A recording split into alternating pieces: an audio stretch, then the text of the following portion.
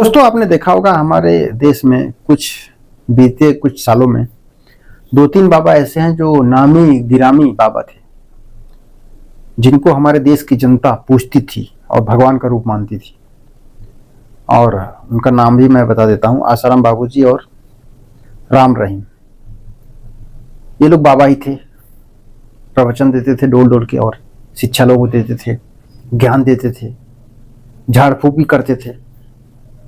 अब उनके में कितनी सच्चाई थी वो ही जानते हैं और उनके भक्त जानते हैं जो उनको मानते जानते थे। लेकिन इनका पर्दाफाश हुआ।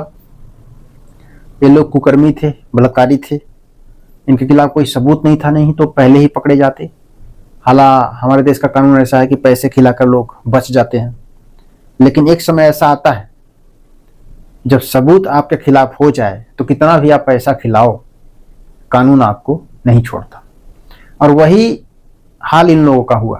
अंत में इन लोगों का पैसा इनके काम नहीं आया और पुलिस इनको अरेस्ट करके जेल में डाल दिया।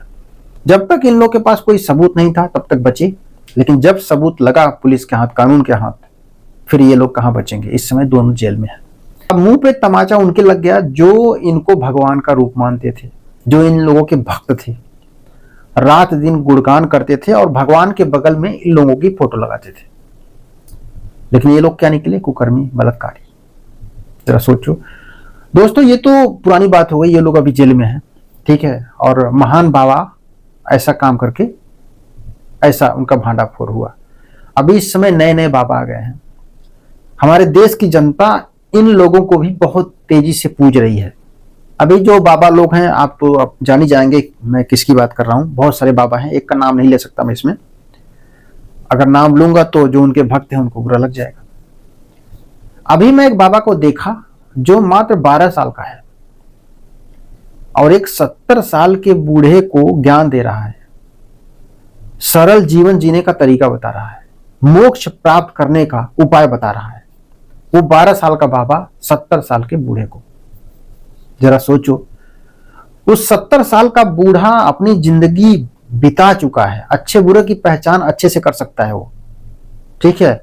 धूप में ऐसे बाल नहीं सफेद किया है, लेकिन नहीं, वो 12 साल का बाबा, उसके बेटे के बेटे का उम्र का था वो बाबा। वो उसको ज्ञान दे रहा है, धार्मिक बातें बता रहा है, मोक्ष कैसे प्राप्त होता है, जीवन हमें कैसे जीना चाहिए, भगवान के बारे में बता रहा है, धर्म क्या है, इन सब का ज्ञान दे रहा है। जरा सोचो, अगर उसको अभी एक ग्रंथ का श्लोक पूछ लो तो नहीं आएगा, लेकिन बाबा बन के बैठा हुआ है और लाखों की भीड़ में सबको ज्ञान दे रहा है। हमारे देश की भोली भाली जनता बाबाओं पे इतना जल्दी से विश्वास कर लेती है कि पूछो मत।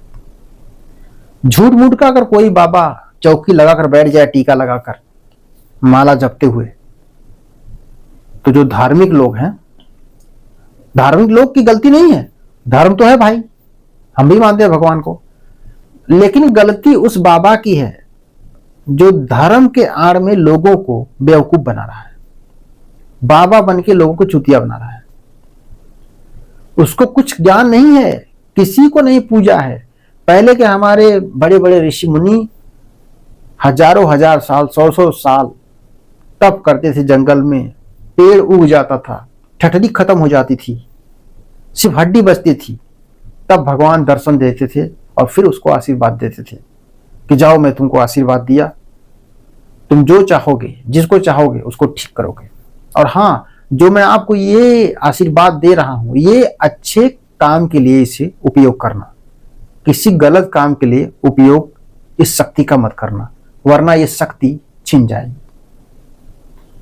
यानी बहुत ज्यादा तपस्या जब करते थे लोग, बुढ़े हो जाते थे, बाल सफेद हो जाते थे, तब उनको ये सिद्धि प्राप्त होती थी।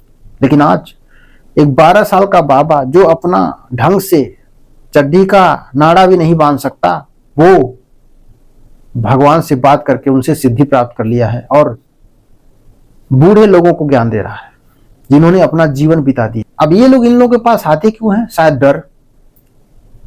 डर, सबसे बड़ा डर कि मैं नहीं जाऊंगा, नहीं तो बाबा नाराज हो जाएंगे, हो सकता है हमें श्राप दे दे और हमारा परिवार दुख के अंधकार में चला जाएगा। और इसीलिए बाबा बाबा, और जो बाबा कहता है क्या लेकर आए हो क्या लेकर जाओगे, यही एक श्लोक बहुत ज्यादा मैं बाबाओं को जुबान पे सुनता हूँ, क्या लेकर आए हो क्या लेकर जाओगे, सब कुछ यहीं रह जाएगा। और यही बोलने का बाबा लाखों लाख रुपया चार्ज करता है। तो ऐसे बाबाओं को मैं पाखंड कहता हूँ। ये बाबा असली बाबा नहीं बल्कि पाखंड है।